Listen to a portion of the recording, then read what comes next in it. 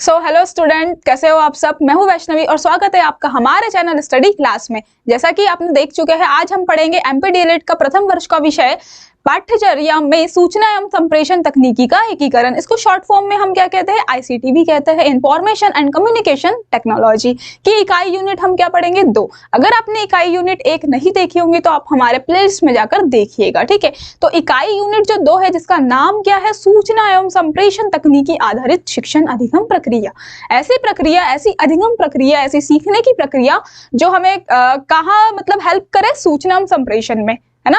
मतलब क्या करें, सूचना और संप्रेषण व्यक्त करने की तकनीकी पे के आधारित हम क्या करें, वो अधिगम प्रक्रिया सीखे, ठीक। तो इकाई यूनिट जो 2 है वेरी इंपॉर्टेंट होने वाली। अगर आपने इकाई 1 नहीं देखी होंगी तो प्लेलिस्ट में जाकर आप देखिएगा।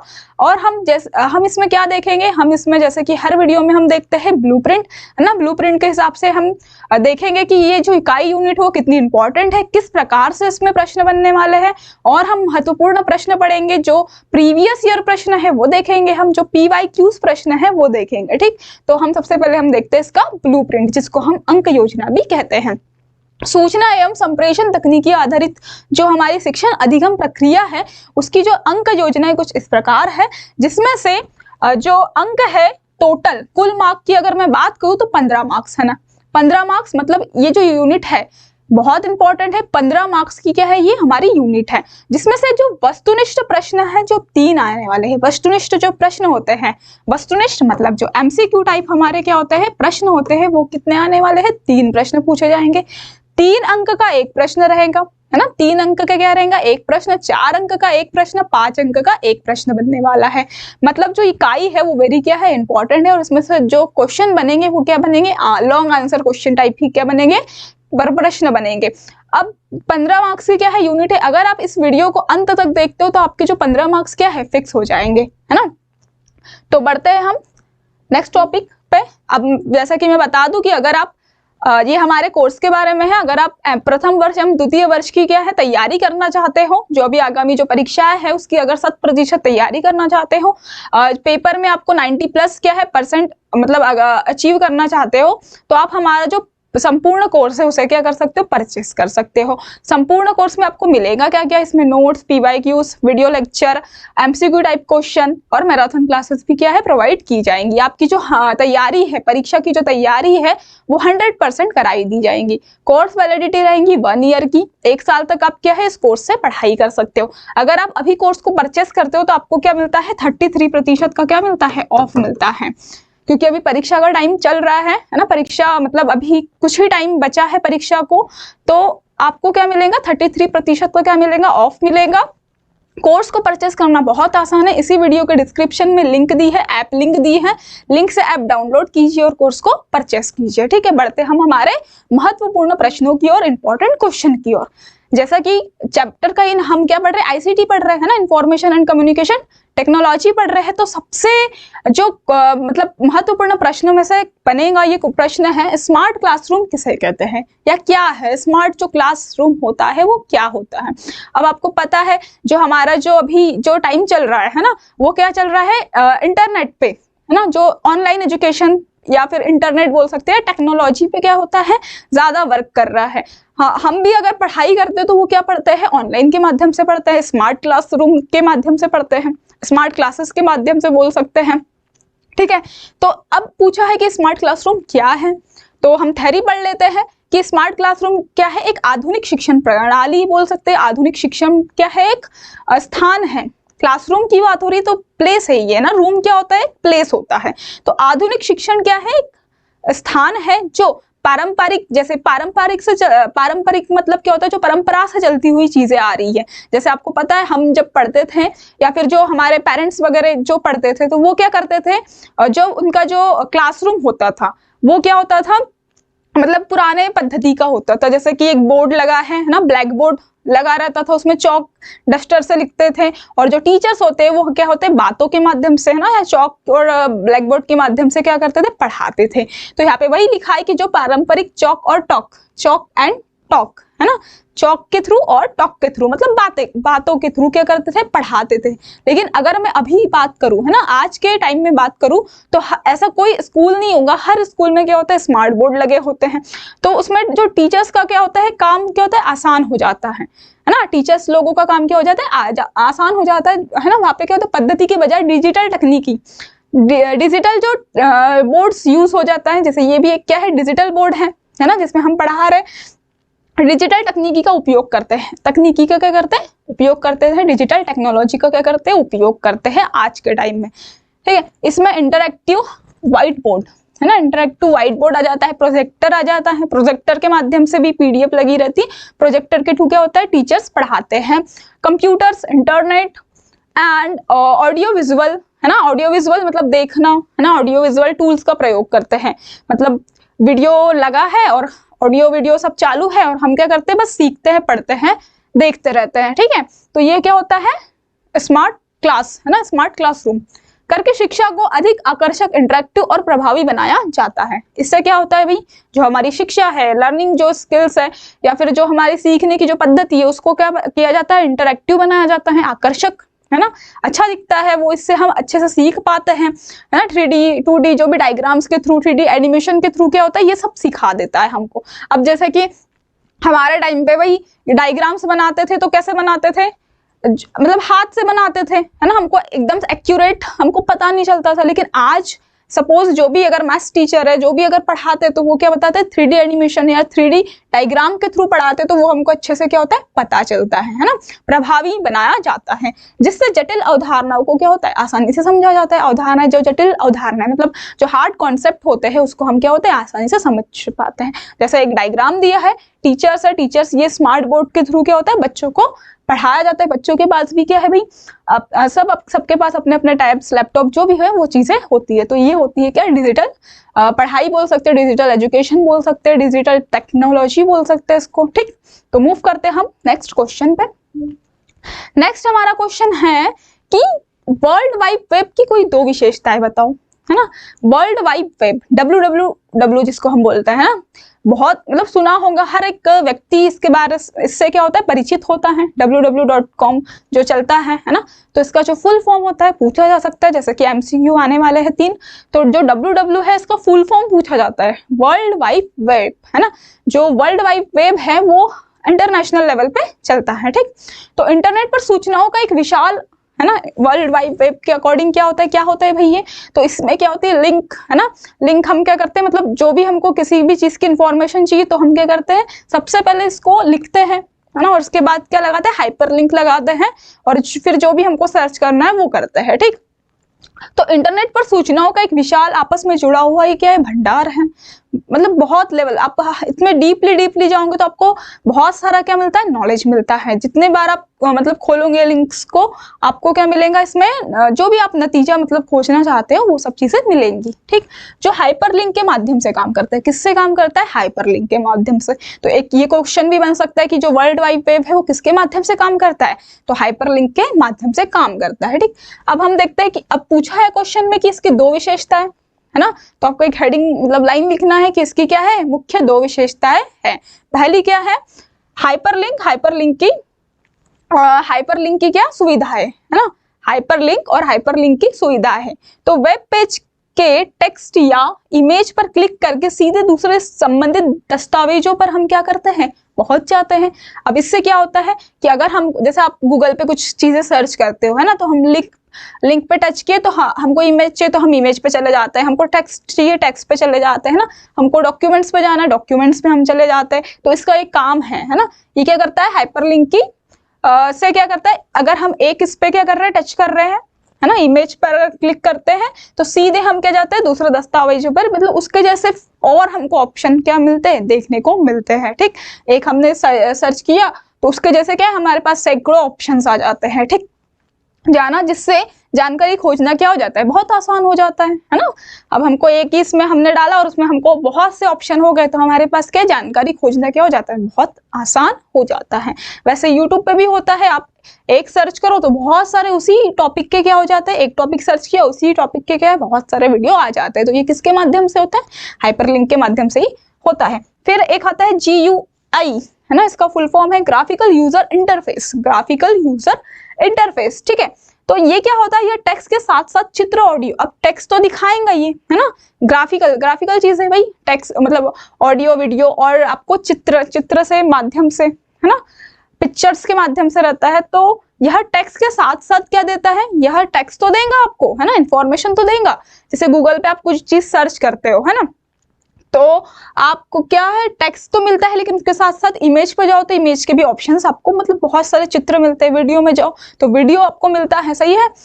तो अगर आपको साउंड चेक, मतलब उसको आपको प्रोनाउंस करना कैसे है, तो आपको साउंड में जाते हो, है ना, माइक वाले ऑप्शन पे जाते हो तो उसको प्रोनाउंस करने का भी आपको क्या मिलता है, ऑप्शंस मिलता है ना। तो टेक्स्ट के साथ साथ क्या करता है, चित्र, वीडियो, साउंड और ग्राफिक्स का भी उपयोग करता है ये, जिससे उपयोगकर्ताओं के लिए इंटरनेट का उपयोग करना क्या हो जाता है, आसान और इंटरेक्टिव हो जाता है ना। इंटरेक्टिव मतलब अच्छा लगता है ना, चीजें हम क्या करते हैं, आजकल जो भी चीजें हमको सर्च करना, हम गूगल, यूट्यूब, इस पे ही क्या करते हैं, सर्च करते हैं। ठीक, तो ये हो जाता है GUI, ग्राफिकल यूजर इंटरफेस। ठीक, तो आई होप आपको ये क्वेश्चन क्लियर हो गया होगा, वेरी इंपॉर्टेंट है, वर्ल्ड वाइड वेब, है ना, पूछ सकता है क्या है, किसे कहते हैं, या फिर इसकी विशेषताएं क्या है। तो मूव करते हैं हम हमारे नेक्स्ट टॉपिक पे, नेक्स्ट क्वेश्चन पे। नेक्स्ट हमारा क्वेश्चन है e learning. E learning very important है ना, PYQs भी है ये। तो ई लर्निंग जो क्वेश्चन है, ई लर्निंग का फुल फॉर्म क्या होता है, ई लर्निंग का फुल फॉर्म क्या होता है, इलेक्ट्रॉनिक लर्निंग, है ना, ऐसी लर्निंग, ऐसे सीखना, ऐसा सीखना जो हम क्या कहते हैं, इलेक्ट्रॉनिक चीज, इलेक्ट्रॉनिक के थ्रू सीखते हैं, है ना। ई लर्निंग बहुत चल रहा है अभी, है ना, बहुत, मतलब अभी हमारे टाइम जो है, अभी हमारे टाइम क्या कर रहा है, ई लर्निंग जो एजुकेशन है वो बहुत चल रहा है। ठीक है, तो इसमें बहुत सारी चीजें आती है। तो हम क्वेश्चंस क्या है हमारा कि ई लर्निंग के लाभ और हानियां की व्याख्या कीजिए। लाभ भी पूछा है ना, एडवांटेज और डिसएडवांटेज क्या क्या होती है। अब हर चीज का क्या होता है, एडवांटेज तो है लेकिन डिसएडवांटेज भी होता है। ठीक, तो अब इसकी व्याख्या करनी है, लॉन्ग आंसर में आ सकता है 4 या 5 मार्क के लिए। तो हम थोड़ी थ्योरी पढ़ लेते हैं कि पहले तो देखते हैं इलेक्ट्रॉनिक लर्निंग किसे कहते हैं। इलेक्ट्रॉनिक लर्निंग, जिस ई लर्निंग शॉर्ट फॉर्म है, डिजिटल उपकरणों के माध्यम से कहीं भी और कभी भी पढ़ाई करने का क्या है, एक साधन है ना, करने की एक लचीली और समय कुशल प्रक्रिया है। इसमें प्रमुख लाभ मतलब निम्न है। तो ई लर्निंग क्या है, हम कहीं भी कभी भी क्या करते हैं, इसका उपयोग करते हैं, पढ़ते हैं, क्योंकि ये हमारे कहाँ रहती है, मोबाइल में रहती है ना। ई लर्निंग एजुकेशन क्या होता है, एक डिजिटल उपकरण है। डिजिटल मतलब वही लैपटॉप में हो सकता है, टैब में, मोबाइल में, इस सब में होता है। तो ये क्या है, हम कहीं भी हम पढ़ाई कर सकते हैं इससे। ठीक है, तो ये एक एडवांटेज भी है इसका। तो अब आपको क्या लिखना है, एक लाइन लिखना है कि इसके जो मुख्य लाभ है वो निम्न दिए गए हैं, नीचे दिए गए हैं। पहला क्या है भाई, समय और स्थान का लचीलापन, है ना। तो समय और स्थान क्या है, मतलब हमें इसमें क्या है, समय और स्थान नहीं देखना रहता है, कभी भी आपका मन करे तो खोल दिया और हमारे पास ही रहता है मोबाइल। अभी तो मोबाइल सबके पास ही रहता है। तो ये क्या है, समय और टाइम का क्या है, कोई इसमें इश्यू नहीं है। तो छात्र अपनी सुविधा और गति के अनुसार कभी भी कहीं भी क्या होते हैं, पढ़ सकते हैं। पहला ये क्या है, एडवांटेज है, लाभ है। दूसरा है भाई कम खर्चीला, यात्रा और रहने का खर्च न होने के कारण यह पारंपरिक शिक्षा की तुलना में बहुत अधिक क्या है भाई, कम खर्चीला है ना, किफायती है। ठीक, तो अब जैसे अगर आपको सीखना है, क्लासेस लेनी है, सपोज अभी हम बात करते हैं कि आप MP DLED का क्या कर रहे हो, कोर्स कर रहे हो, तो यूट्यूब से पढ़ाई कर रहे हो, घर रह के पढ़ाई कर रहे हो। अगर आप ऑफलाइन क्लासेस लेते हो तो आपको कहीं ना कहीं क्या होता है, जाना पड़ता और आपको पैसे भी देने पड़ते हैं ना। तो ये क्या है, एक आपके लिए बेनिफिट है, इसमें ज्यादा पैसा नहीं लगता। आपको क्या लगता है, रिचार्ज के पैसे लगते हैं बस, है ना। तो ये क्या है, कम खर्चीला है। दूसरा है व्यापक पहुंच, इंटरनेट के माध्यम से विश्व स्तर और पाठ्यक्रम और सामग्री तक पहुंच, है ना। अब विश्व स्तर पर भी हो सकता है, बहुत सारे लोग, अब सपोज अगर ऑफलाइन रहते तो बहुत सारे ऐसे बच्चे हैं कि वो नहीं आ पाते हैं, लेकिन अगर यूट्यूब के माध्यम से या टेक्नोलॉजी के माध्यम से हम क्लासेस ले रहे हैं तो हजारों बच्चे, लाखों बच्चे क्या करते हैं, यूट्यूब के माध्यम से पढ़ते हैं, है ना, कोर्स के माध्यम से पढ़ते हैं, अपने घर रह के पढ़ते हैं। तो ये क्या है, इंटरनेशनल लेवल या फिर भारत, मतलब बोल सकते हैं इंडिया लेवल पे भी क्या है, इंटरनेट के माध्यम से हम क्या करते हैं, विश्व स्तर पर भी पाठ्यक्रम का क्या करते हैं, प्रचार प्रसार कर सकते हैं। ठीक, तो ये क्या है, इसके एडवांटेज है, लाभ है। ठीक, अब हम बात करते हैं हानियां, है ना। ई लर्निंग की हानियां क्या होती है, तो मानवीय संवाद का अभाव, है ना, लैक ऑफ सोशल इंटरेक्शन। ठीक है, इंटरेक्शन, तो इसमें क्या होता है, मानवीय संवाद का अभाव होता है ना, अभाव मतलब कमी होती है। मानवीय संवाद, संवाद मतलब कम्युनिकेशंस, ठीक। तो शिक्षकों और सहपाठियों के साथ आमने सामने बात नहीं होती। अब हम सिर्फ क्या लेते हैं भाई, क्लास लेते हैं। हानियों में क्या है कि बच्चों और मतलब जो लर्नर है, सीखने वाले बच्चे हैं, शिक्षार्थी है, और जो टीचर्स है ना, जो टीचर्स है, तो वो क्या है, उनके साथ क्या नहीं हो सकता, कम्युनिकेट नहीं हो सकता। अब हम सिर्फ पढ़ा देते हैं, यूट्यूब पे आपकी क्लास लेते हैं, लेकिन क्या है, हो सकता है आपको और भी डाउट्स आते हो, या फिर आपकी मतलब आप क्या हो, हमारे साथ कम्युनिकेट नहीं कर सकते है ना, अदर्स बातें नहीं कर सकते हैं, तो ये चीज होती है, ठीक। फिर दूसरा, आत्म अनुशासन की आवश्यकता, मोटिवेशन की कमी, बिना किसी कड़े नियम के कारण छात्र पढ़ाई में पिछड़ जाते हैं। अब ठीक है, यूट्यूब है तो हम क्या सोचते हैं कि ठीक है भाई, यूट्यूब वीडियो तो है, कहीं जाने में वाला नहीं है, तो हम क्या करते हैं, टाल देते हैं, है ना। डेली हम क्लास नहीं कर पाते, हम क्या करते हैं, टाल देते हैं कोई भी क्लास, कि ठीक है आज करेंगे, नहीं तो कल देख लेंगे, या फिर थोड़े टाइम के बाद देख लेंगे। तो इसमें क्या होता है कि बच्चे जो है फिर वो क्या करते हैं, ऐसे ही डिले करते जाते हैं। मतलब इसमें क्या होता है, कड़े नियम नहीं है कि भाई तुमको देखना ही देखना है आज, है ना। अब क्लासरूम में है, डेली अगर आप आते हो, ऑफलाइन क्लास होती है, तो उसमें क्या होता है, डेली आप क्या करते हो, पढ़ाई करते हो। लेकिन यूट्यूब का ऐसा है, या फिर जो ऑनलाइन क्लासेस जो होती है उनका ऐसा है कि ठीक है सब चीजें हमारे पास रिकॉर्डेड, तो हम क्या करते हैं, डिले करते जाते हैं कि भाई कल देख लेंगे, परसों देख लेंगे, ऐसा होता है ना। तो ये क्या होता है, एक अनुशासन की कमी होती है, अनुशासन की आवश्यकता होना चाहिए इसमें। फिर आता है तकनीकी समस्याएं, कमजोर इंटरेक्ट कनेक्शन। मेन बात यही है ना, कि अगर सपोज अब आप वीडियो या ई लर्निंग के माध्यम से कैसे पढ़ेंगे, या ऑनलाइन कैसे पढ़ेंगे, जब आपके पास अच्छा क्या हो, कनेक्शन हो, आपके पास अच्छा क्या हो, डाटा हो, है ना, नेटवर्क हो। अगर कमजोर इंटरनेट कनेक्शन रहा, है ना, कनेक्शन आपके पास नहीं रहे, इंटरनेट नहीं है, तो आप पढ़ाई कर सकोगे क्या, यूट्यूब देखोगे क्या, नहीं देख सकोगे। बिजली की समस्या, है ना, बिजली की समस्या बहुत होती है, ठीक है। अगर हमारे पास लाइट ही नहीं रही तो ना हम ऑनलाइन मतलब क्या, हम वीडियो भी नहीं बना सकते और नहीं आप देख सकते। चार्जिंग होना चाहिए मोबाइल में, ये चीज है। पुराने डिवाइस सीखने की प्रक्रिया में बाधा डालते हैं, तो ये है तकनीकी समस्याएं। तो ये सब क्या आती है, हानियां आती है। तो एडवांटेज तो है लेकिन डिसएडवांटेज भी है ई लर्निंग के, ठीक। तो आई होप आपको ये क्वेश्चन भी क्या है, क्लियर हो गया होगा। वेरी इंपॉर्टेंट है ई लर्निंग, है ना।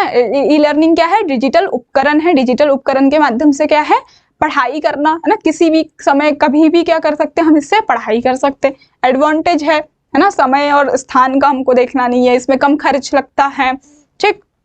और क्या है, व्यापक पहुंच, मतलब जैसे अभी हम क्या कर रहे हैं, वीडियो के माध्यम से क्या है, हजारों लाखों बच्चों तक क्या कर रहे हैं, एजुकेशन को प्रोवाइड करवा रहे हैं, एजुकेशन को क्या कर रहे हैं, भेज रहे हैं। ई लर्निंग की हानियां भी बहुत हैं, है ना। क्या है भाई, मानवीय संवाद का अभाव। फिर हमने क्या देखा, आत्म अनुशासन, मतलब अनुशासन, डिसिप्लिन ही नहीं है, हम कल देखेंगे के चक्कर में देखते ही नहीं है फिर। और तकनीकी समस्या है, जो टेक्नोलॉजी मतलब जो भी प्रॉब्लम्स आती है वो सब चीजें। तो ई लर्निंग वेरी इंपॉर्टेंट है। मूव करते हैं हम नेक्स्ट क्वेश्चन पे। नेक्स्ट हमारा क्वेश्चन बनेगा विकिपीडिया, है ना, नहीं मल्टीमीडिया सिस्टम की विशेषताएं। मल्टीमीडिया नाम से स्पष्ट है, मल्टी मतलब बहुत सारे, इस सिस्टम से क्या बना है, मतलब मल्टीमीडिया बना है बहुत सारे मीडिया से, ठीक है। तो मल्टीमीडिया जो सिस्टम है उसकी विशेषताएं पूछा है, ठीक। तो सबसे पहले देख लो मल्टीमीडिया सिस्टम किसे कहते हैं। तो multimedia system text, audio, video, graphics, जो डायग्राम दिया है, मल्टीमीडिया टेक्स्ट, इमेज, है ना, ग्राफिक्स, ऑडियो, वीडियो, इन सब से क्या बनना है, एक मिलाकर एक जानकारी प्रस्तुत करने वाला क्या बनता है, एक माध्यम बनता है, मीडियम बनता है, ठीक है। एक सिस्टम बनता है जो क्या होता है, कंप्यूटर आधारित क्या है, एक सिस्टम है, ठीक। तो थ्योरी देख लो कि multimedia system text, audio, video, graphics और एनिमेशन, है ना, जो एनिमेशन जो है वो अभी बहुत चल रहा है, हर चीज क्या होती है, एनिमेटेड होती है, ठीक है। तो एनिमेशन को एक साथ मिलाकर क्या है, जानकारी प्रस्तुत करने वाला, है ना, प्रेजेंटेशंस होता है। इसमें प्रेजेंटेशंस करने का क्या है, एक सिस्टम है, कंप्यूटर आधारित क्या है, एक सिस्टम है। अब इसकी कुछ विशेषताएं पूछिए। तो विशेषताएं क्या होती है, सबसे पहला एकीकरण, है ना, इंटरैगेशन, ठीक है। तो एकीकरण मतलब ये सब क्या है, मिलजुल कर काम करते हैं, है ना, मिलजुल कर क्या करते हैं, काम करते हैं।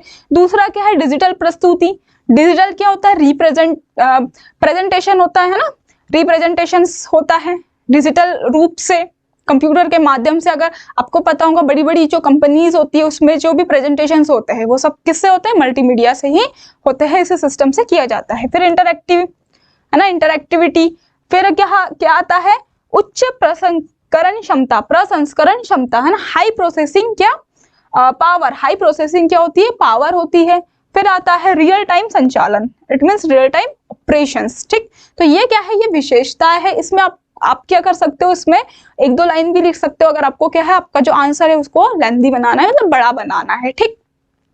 तो मल्टीमीडिया वेरी इंपॉर्टेंट है। मल्टीमीडिया में आपको बस यही चीज याद रखना है, एनिमेटेड जो चीजें होती है बड़ी बड़ी कंपनियों में, जो प्रेजेंटेशंस होते हैं, पीडीएफ पीपीटी जो बनाते हैं, वो सब चीजें मल्टीमीडिया सिस्टम के अकॉर्डिंग ही किया जाता है, ठीक। तो आई होप आपको ये क्वेश्चन भी क्लियर हो गया होगा। मूव करते हैं हम नेक्स्ट क्वेश्चन पे। नेक्स्ट क्वेश्चन है हमारा विकिपीडिया के कार्य, है ना। विकिपीडिया के कार्य करने की प्रक्रिया को समझाना है।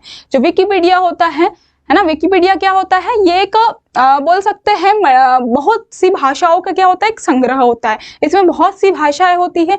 इसके अकॉर्डिंग हम क्या कर सकते हैं, मतलब विश्वकोश पे ऑनलाइन आधारित क्या कर सकते हैं, एजुकेशन दे सकते हैं, ठीक। तो हम थोड़ी थ्योरी देख लेते हैं कि विकिपीडिया एक मुफ्त बहुभाषी और स्वयंसेवी आधारित क्या है, एक ऑनलाइन विश्वकोश है ना, इंटरनेशनल लेवल पे।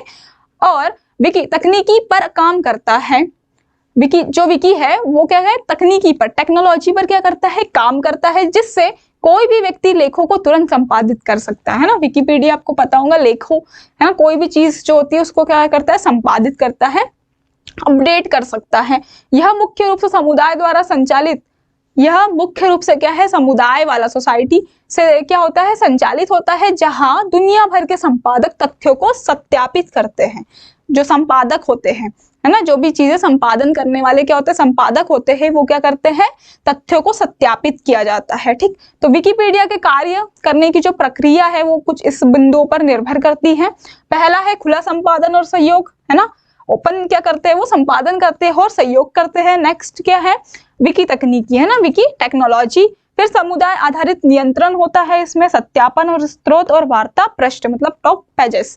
तो ये क्या है, विकिपीडिया के कार्य है ना, जैसे आपको पता है न्यूज़पेपर वगैरह जो भी होता है, प्रेस हो गई, तो ये क्या करते हैं, संपादन ही करते हैं ना, खुला संपादन, पहले सहयोग करते हैं, फिर विकी टेक्नोलॉजी होती है, फिर समुदाय आधारित नियंत्रण, सत्यापन और स्रोत, और लास्ट जो होता है वो होता है वार्ता पेज, है ना, टॉक पेज, ठीक है। तो ये होता है विकिपीडिया। विकिपीडिया वेरी इंपॉर्टेंट है, बनेगा क्वेश्चन, ठीक। आई होप आपको सारे क्वेश्चंस क्लियर हो गए होंगे, है ना। और ऐसे ही वीडियोस देखने के लिए बने रहिए स्टडी क्लास के साथ। तो आज का लेक्चर हम करते यहीं पे समाप्त, मिलते हैं नेक्स्ट वीडियो लेक्चर में, धन्यवाद।